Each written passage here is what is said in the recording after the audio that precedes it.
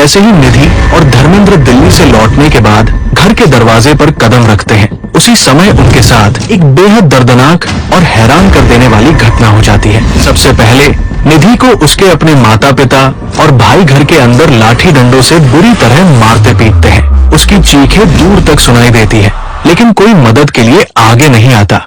लगातार हमले की वजह से वो जमीन पर गिर पड़ती है और हिल भी नहीं पाती। निधि को कुछ देर के लिए जिंदा छोड़ दिया जाता है ताकि वो अपने सामने धर्मेंद्र के साथ हो रही घटना को भी देख सके।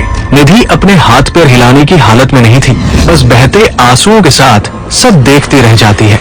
अब सब लोग धर्मेंद्र पर हमला करते हैं। खेत में इस्तेमाल होने वाले औजारों से उसके हाथ पैर बुरी तरह क्षतिग्रस्त कर दिए जाते हैं ताकि वो भाग न सके। दर्द से उसकी चीखें गूंज उठती हैं। इसके बाद उसके शरीर पर कई धारदार वार किए जाते हैं। उसकी हालत लगातार बिगड़ती जाती है और अंत में निधि की आंखों के सामने धर्मेंद्र को इतनी गंभीर चोट पहुंचाई जाती है कि उसकी जान चली जाती है। फिर उसे कहा जाता है, देख ले माता, पिता की इज्जत से खेलने वालों का यही हाल होता है। और फिर कुछ देर बाद निधि की भी बेरमी से हत्या कर दी जाती है। इसके बाद धर्मेंद्र के शरीर को उसके घर के बाहर डाल दिया जाता है। सबसे दुखद बात ये थी कि उसके घर वाले उसके शव को उठाने तक नहीं आए। धर्मेंद्र का परिवार बहुत गरीब था और खाप पंचायत के दबाव से वे घर में ही डरकर बंद रहे।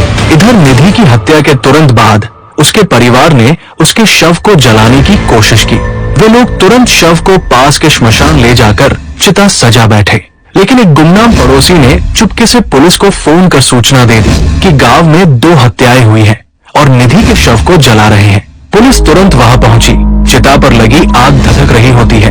तभी पुलिस वाले आग को बुझाते हैं और शव बरामद कर लेते हैं। उसी दौरान उन्हें धर्मेंद्र की हत्या की भी खबर मिलती है।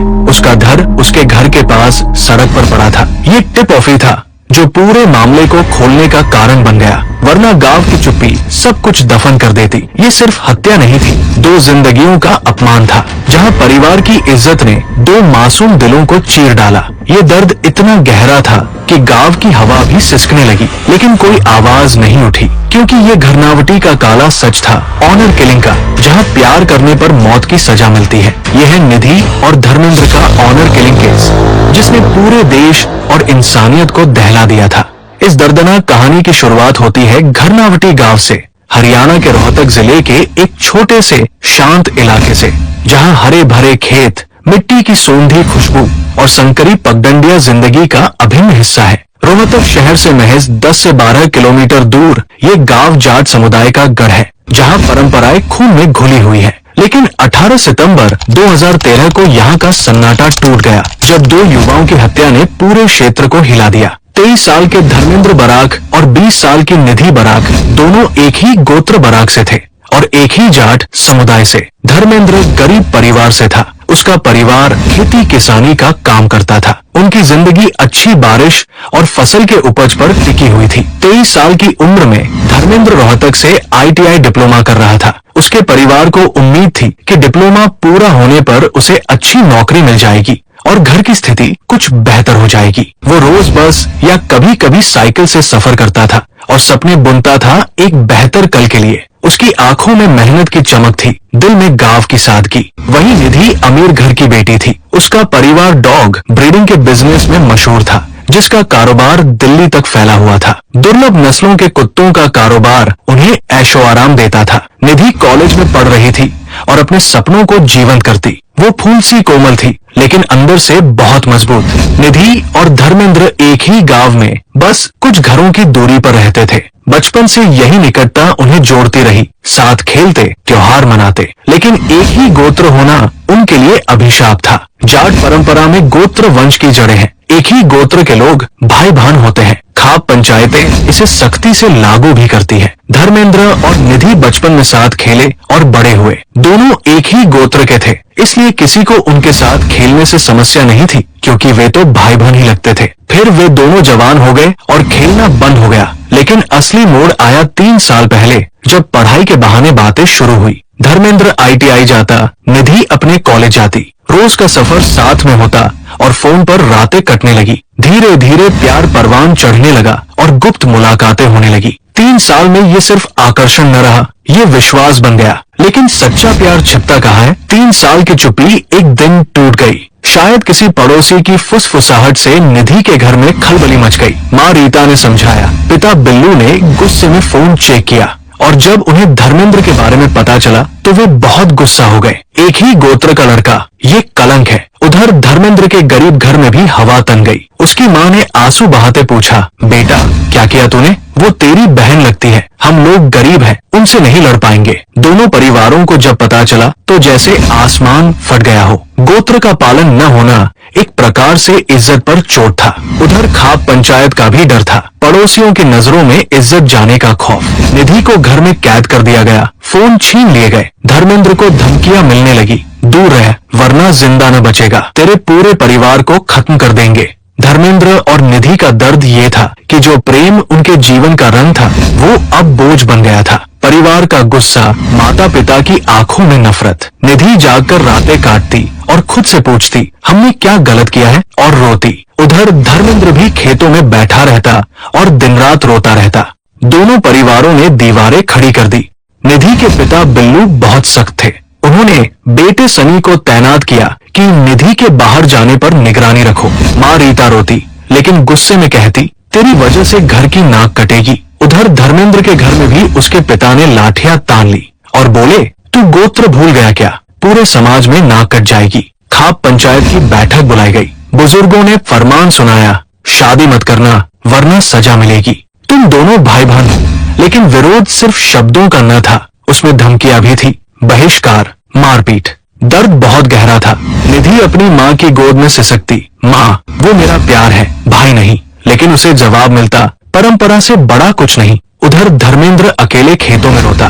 दोनों को रोका गया, वे कई दिनों से मिल नहीं पाए और यही रोक उनके प्रेम को और मजबूत बनाती गई। लेकिन फिर कुछ दिनों बाद दोनों का मिलना फिर शुरू हो गया। सबकी नजरों से छिपकर रात के अंधेरे में खेतों में मिलना होता। जब घर से बाहर रात में मिलते तो उन्हें डर होता कि कहीं कोई पड़ोसी न देख ले, लेकिन प्यार की भूख उन्हें रोक न पाती। और जब मुलाकात होती और जाने का समय होता तो दोनों तड़प जाते कि पता नहीं अब कब मुलाकात होगी। प्रेम की ये जंग उन्हें मजबूत बनाती जाती और जैसे तैसे 3 साल बीत गए और दोनों ने हिम्मत दिखाई। 17 सितंबर 2013 को दोनों दिल्ली चले गए। प्लान साधारण सा था, मंदिर में शादी करना और नई जिंदगी जीना। धर्मेंद्र ने पैसे जोड़े, निधि ने चुपके से कपड़े पैक किए, बस से दिल्ली पहुंचे। धर्मेंद्र ने कहा, अब हम हमेशा साथ रहेंगे। निधि बोली, धर्मेंद्र हम अपना घर बसाएंगे और उन लोगों के पास कभी नहीं जाएंगे जो हमारे प्यार के बीच में खड़े हैं। लेकिन भागना आसान न था। पीछे था परिवार का बोझ और गोत्र का खौफ। वे सोचते थे, समाज माने या न माने हम अब कभी अलग नहीं होंगे। ये प्लान उनकी हिम्मत और सपनों की उड़ान थी, लेकिन भाग्य को कुछ और ही मंजूर था। भागने की खबर फैलते ही परिवार का गुस्सा भड़क उठा और यहीं से एक दर्दनाक मौत का षड्यंत्र रचा जाने लगा। निधि को माँ रीता ने फोन किया और कांपती आवाज में बोली, बेटी घर आ जाओ, हम मान गए हैं, पापा तुम्हारी शादी कर देंगे, कोई कुछ नहीं बोलेगा। और फिर पिता बिल्लू ने वादा किया, बेटी मैं सब ठीक कर दूंगा, तुम्हारी धर्मेंद्र के साथ धूमधाम से शादी करूंगा, बस वापस आ जाओ। इतना सब सुनने के बाद धर्मेंद्र और निधि के खुशी के ठिकाने नहीं थे, लेकिन उन्हें कुछ भी पता न था कि आगे उनके साथ क्या होने वाला है। परिवार पर विश्वास करना उनकी सबसे बड़ी गलती साबित होने वाली थी। माता पिता ने कार भेजी। दोनों कार में बैठकर दिल्ली से घर के लिए निकल पड़े। कार में बातें करते हुए सोचते रहे, अब सब ठीक हो जाएगा। लेकिन 18 सितंबर की शाम को जैसे ही वे घर पहुंचते हैं तो घर में उनके साथ किस तरह का व्यवहार किया जाता है वो आप वीडियो के शुरुआत में ही देख चुके हैं। ये सिर्फ हत्या नहीं थी, 2 जिंदगियों का अपमान था, जहां परिवार की इज्जत ने 2 मासूम दिलों को चीर डाला। निधि के परिवार वालों ने सबूत मिटाने के लिए निधि का अंतिम संस्कार करने लगते हैं, लेकिन किसी अनजान पड़ोसी ने चुपके से पुलिस को फोन कर दिया था और जैसे ही पुलिस को सूचना मिलती है वे तुरंत गांव के लिए निकल लेते हैं। पुलिस पहुंचती है और आग को बुझाती है और निधि का क्षतिग्रस्त शव को बरामद करती है। साथ ही धर्मेंद्र का शरीर घर के सामने पड़ा मिला। अब पुलिस दोनों का पोस्टमार्टम रोहतक अस्पताल में कराती है। पुलिस गवाह और सबूत जुटाने की कोशिश करती है, लेकिन कोई भी शिकायत करने को तैयार नहीं होता। सब बोलते हैं केस को दबा दो, गांव की इज्जत की बात है। धर्मेंद्र का गरीब परिवार तो घर में ही डर से सिमटा रहा। डर से कोई भी बाहर नहीं निकला। पोस्टमार्टम के बाद पुलिस खुद से केस को रजिस्टर करती है और निधि के पिता बिल्लू और मां रीता को गिरफ्तार करती है। लेकिन भाई सनी घर से फरार हो जाता है। सनी को पुलिस जगह जगह छापेमारी करके 2 दिन में गिरफ्तार कर लेती है। साथ ही चाचा रविंदर और कार ड्राइवर महेश को भी गिरफ्तार करती है। लेकिन पुलिस के सामने समस्या ये थी कि पूरे गांव में कोई भी गवाही देने को तैयार नहीं था। यहाँ तक कि धर्मेंद्र के घर वाले भी। गवाह तो सब चुप थे, लेकिन पुलिस का आना ही इस केस में न्याय के लिए पहली किरण थी। इस हत्या पर जब निधि के पिता बिल्लू से पूछा गया तो उन्होंने कहा, मुझे कोई पछतावा नहीं। यदि इज्जत के लिए जरूरत पड़ी तो फिर से यही करूंगा। निधि के पिता की आंखों में गुस्सा था, लेकिन दिल में एक खुशी भी थी कि बेटी को तो खो दिया, लेकिन इज्जत बच गई। निधि की मां रीता चुप रही। उनकी आंखों में कोई आंसू नहीं थे। शायद आंसू घर के अंदर बहाए होंगे। उधर जब रिश्तेदारों से पूछा गया तो सब बोले, बिल्लू ने जो किया सही किया। इससे बाकी लड़के लड़कियों के लिए उदाहरण मिल जाएगा कि तुमने भी ऐसा किया तो तुम्हारे साथ भी यही होगा। धर्मेंद्र का परिवार एकदम चुप था, जैसे उनके बेटे के साथ कुछ हुआ ही न हो। पिता ने धीरे से फुसफुसाया, गोत्र का पालन नहीं किया तो हम क्या करें।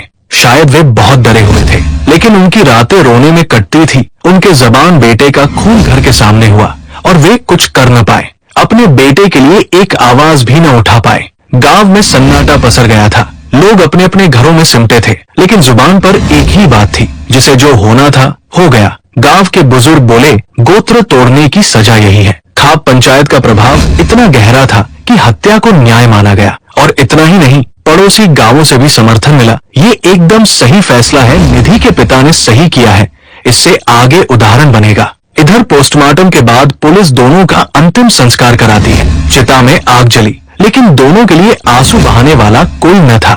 ये प्रतिक्रिया समाज का आईना थी, एक ऐसे समाज की जो प्रेम को पाप मानता है और हत्या को न्याय। आज भी युवाओं के सपनों पर परंपरा का पहाड़ लादकर उनकी निर्मम हत्या की जा रही है। सब चुप है, लेकिन उनमें से कुछ लोगों के मन में ये सवाल है, क्या ये हत्या सही था? क्या उन्हें मारना चाहिए था? इसके बदले उन्हें गांव और समाज से निकाल देना चाहिए था। यही उनकी सजा होती। लेकिन सिर्फ इज्जत के लिए हत्या करना कैसे जायज हो सकता है?